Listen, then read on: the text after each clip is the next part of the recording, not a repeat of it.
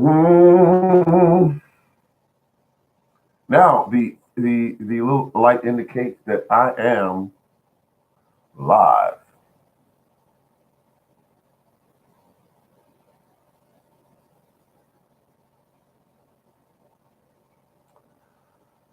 I am so excited about gardening. Look at me right now. This is what my hand does, but I got to get out into the garden, and it's just starting spring here. The only thing I have now that holds me over is good afternoon. Good afternoon. I am. I'm thinking about getting. I'm growing some pepper plants indoors. That may be able to get me through the winter because I get like this when I gotta get out into the garden, and I have, like I was showing in my earlier videos, I have tons of all kinds of fertilizers. I don't have to show you the name brand. I don't like advertising people name brand. I don't like doing that. And sometimes I go to channels and they be advertising for other channels. That's a good thing, but you know, it's got to not be just about money. It's got to be about gardening and taking the information and sharing it with each other. It's got to be that way because that's the only way we can tune in on YouTube and see, let's say, Frank, he's growing huge tomatoes. He's growing numbers of tomatoes, and he takes that information and passes it on through means of videos or live, shows like I'm doing now, and pass that information on. And then you got Sally. She grows watermelons that are 55 pounds or bigger, and she passes that information on. And what happens is you're actually empowering other people that are gardening because, excuse me, I have done that at work a number of times. I've given out information. I don't mind giving it out. I love giving the information out because when you do, people they when you see them, they're happier because they'll say, I'm growing," like the young lady at work. She says, "I'm growing kale. I'm growing kale," and she's all excited. And I'm thinking, she really is enjoying this. So I give her as much information as I can, and so that she could grow things. Now this year I grew some potatoes. I got some, but what happened was at the end of the year when they started selling I think it was like $3, almost $4 a pack for the seed potatoes, and when they got down to $1, a pack, so I went ahead and bought them. But you know, I in one container of sweet potatoes, and they grew vines, but they didn't grow any potatoes really. So I will go on uh, uh, and keep researching on growing, um, sweet potatoes and find out what was I doing that could have been done better. What is it that the sweet potatoes absolutely must have because they were growing beautifully, but I put them in a container with corn. And I really didn't, I wouldn't want all that motivated about them. I just put them in there and said, "Here you go. If you live, live. If you don't." But hello. Mhm. But I love it. I love it. Now, the question I want to ask a couple of you here, if you have time to answer the question. When I go up online and do something live, do you get a notice? Because someone was telling me last night that they don't get a notice when I go up online. When I go online, do you get a ping or something telling you that I'm here? Because I noticed that some of you tune right in because it's like I just want to find out if you get a notice that a person has went online live. Is that how it works? I'm not sure. Anyone at all? Is that how it works? Do you know that I'm actually online? I want to see how that works. But what gets me is that I'm buying all of my supplies now while it's in the dead of winter. Oh, okay, thank you very much. You get a notice. So everyone else gets a notice. I appreciate it. Thank you for answering that. I appreciate it. Um, so what happens is uh, in the garden department, I get now. If it's a bag that's partially busted, I bring in the managers. Yeah, I go get the bags, bring them in, and I'm all set. I get them because, I think I mentioned this before. I hate when spring comes. They load up the stores with all of these items for gardening, bump the price way up, as much as they feel they can absolutely get from the customer that they will pay for these items. I see seedlings like what we got, tomato plants, pepper plants, for instance, and they're marked up almost $4 a piece. And I look at that, and some people get them because they say, "Oh well, oh well." But if you shop around, you can get a lot of that stuff a lot cheaper than that. And the cheapest you can find them is if you grow them yourself, and they're easy to grow yourself. They're easy. I mean, they got so many videos on uh, YouTube, but you just got to find the right ones because there are many gardeners that, it's sad to say, it is sad to say, they'll tell you almost anything and they don't know. You actually hurt a person when you do that. If you don't know, then just say, I don't know, but this is what works for me. Then that way, the person gets the straight information. Um, but what I do is I grow in bulk. I get a pack of seeds, heirloom, um, and I simply, if it stays, if the container's that big and about that deep, I go ahead and get some really nice soil mix, which I make myself. It's easy to make the soil mix with a little bit of vermiculite or a little bit of perlite and some peat moss, and I go ahead and sprinkle over the top. Then I cover it over with some vermiculite. You can cover it over with sifted, items, but like compost or something like that. But anyway, I use the vermiculite, and then I water it in, and I wait for it to grow. Once they start peeking their little heads out, then I turn off the heat mat so they don't get too long and lanky, and I keep the light down on the plants as close as I can. Now, the lights is a little $40 light. No, $26. I bought it at Home Depot, and that's what I did. I bought it there, and I put the light as close as I can get it to the plant. And as they grow, I move the light up and up and up and up and up. And that's what I do, and that makes your plants more short and stout. And so that's the reason why I do that.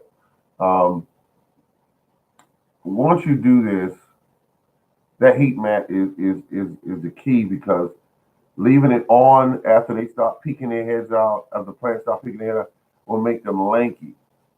That's what it'll do. And lanky plants are just harder to deal with. They lean over the container. They get damaged when they do that, and some die when they do that.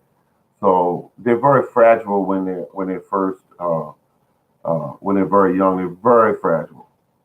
They don't start eating until they get their true leaves, because those starter leaves that you see on there, they're just there for nutrients purpose, and they don't really, they're not going to eat anything. So I don't fertilize until I see the true leaves come out, and then I go, okay, now I can fertilize. And I use something like a starter fertilizer. Um, I sometimes use a liquid compost. I can use that. Indoors, you gotta be careful because you bring insects inside. You don't want to be doing that. But I make a really, really, really, really, really weak fertilizer and just feed them. That's what I do. I make my plants grow. I had some pretty plants this year, pretty. But starting them all the way back in the third month, I won't do that again because I had those plants there, and they were big. They were big. Let's see.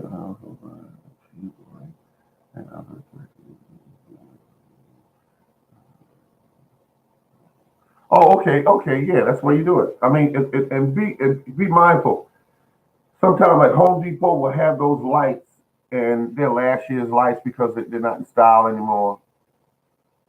All right now, how you doing? That's the brother there. It's the brother. He has an incredible garden too. He has an incredible garden. Lead Farmer 73. He does the gardening thing. He's addicted to gardening too. He's addicted to it. Um, but there was a gentleman I used to work with about 5, no, maybe 6 years ago, and he popped up online, Mr. Hector, uh, and I had no, I had a conversation with him many years ago about gardening. Told him all the things I was growing, and he was fascinated by it.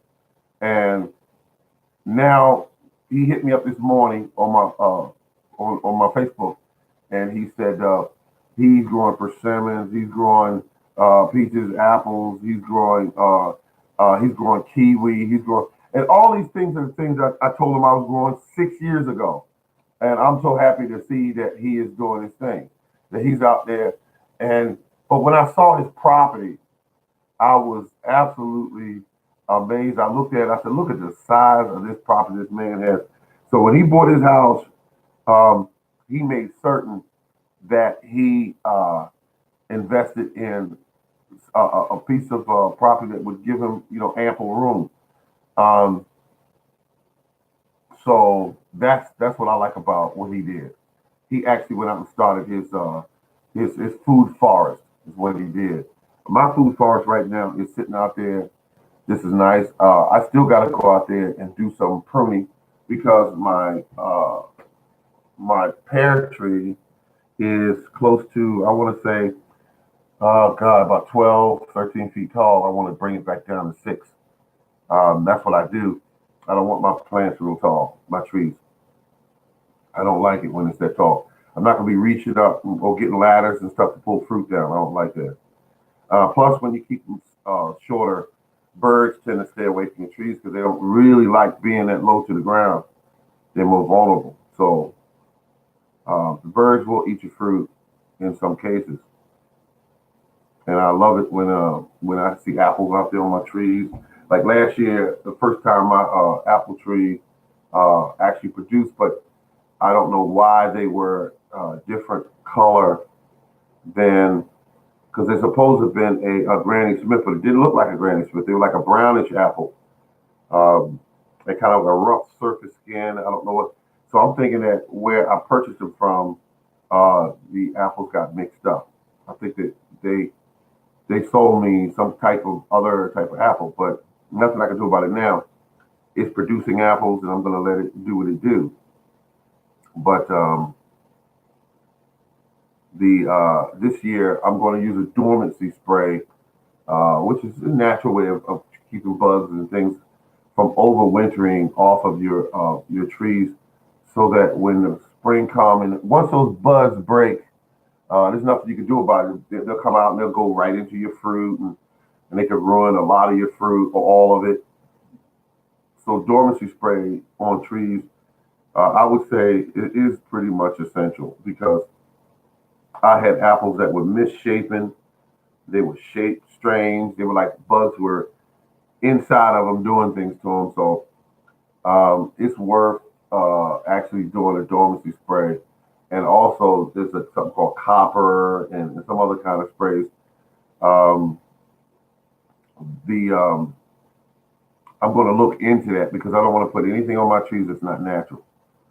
I don't want to do that. That's not what I want to do. But I definitely want to make certain that the fruit is edible when it's produced. The main one that I see bugs go after is the peaches. But I found out how to get some really decent peaches from a tree. Some people say you take them off anywhere from 6 inches apart. I go a full 9 or 10 inches apart. And when I do that, it's less fruit on the tree, but when they produce, the tree definitely has um, chance to make really big fruit. And I had some peaches that were big peaches, and I like that. And so um, they are they are definitely Let's say a tree will naturally do its own dropping. We some of us know that it'll automatically drop so to what it needs. But I was an apple tree in my neighborhood that had all these apples all over everywhere. But they were small apples, but they were beautiful apples. I don't know what kind they were though, and they were put there by the city or some the colleges in the area because there's a number of apple trees up in that area. But these I saw, and they were so pretty. I was driving by, I pulled over, I took some pictures of them.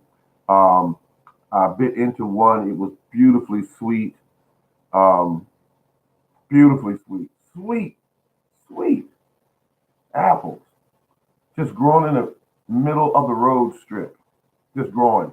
And I thought that was incredible. Now I will continue, even though I made a big score on fertilizer this year. I bought close to it must be close to $300 worth of fertilizer, and I bought it at. I mean, I was telling people go to Home Depot because they have the uh, the bags that they're getting rid of right now. I mean, if you have some in your area, I would get them because I clean the shelf out.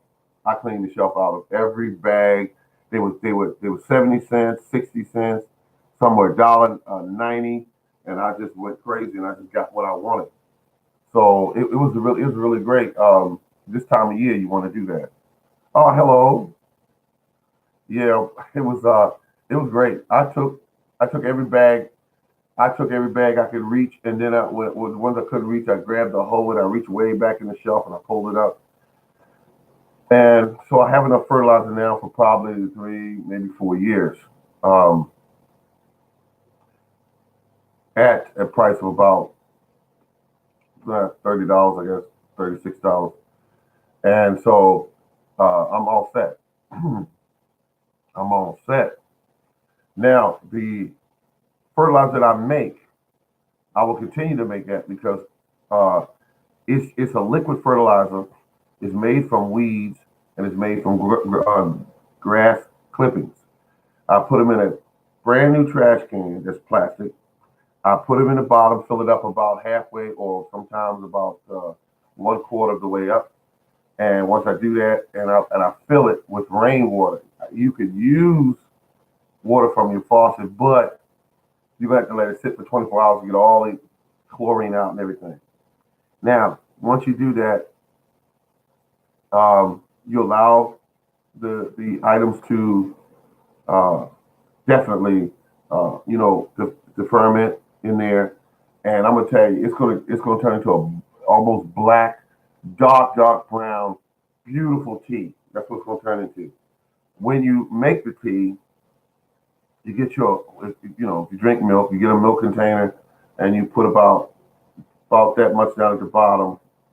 When you look at the jug, about an inch and a half, and then you fill the rest of it up with rainwater and shake it up, and you pour it around the base of your plants. And if that don't cause your plants to jump out of the ground, I don't know what will. That's why I like it. So what I'm doing this year, well, next year, 2019, um, is that I'm going to dig my hole that the plant's going into. I'm going to fill it up halfway, I mean half of that jug, with that tea that I make. Once I fill it up, it's going to drain down. So it's already put all of this nutrients in that hole. Then I'm going to add in there my bone meal, my blood meal.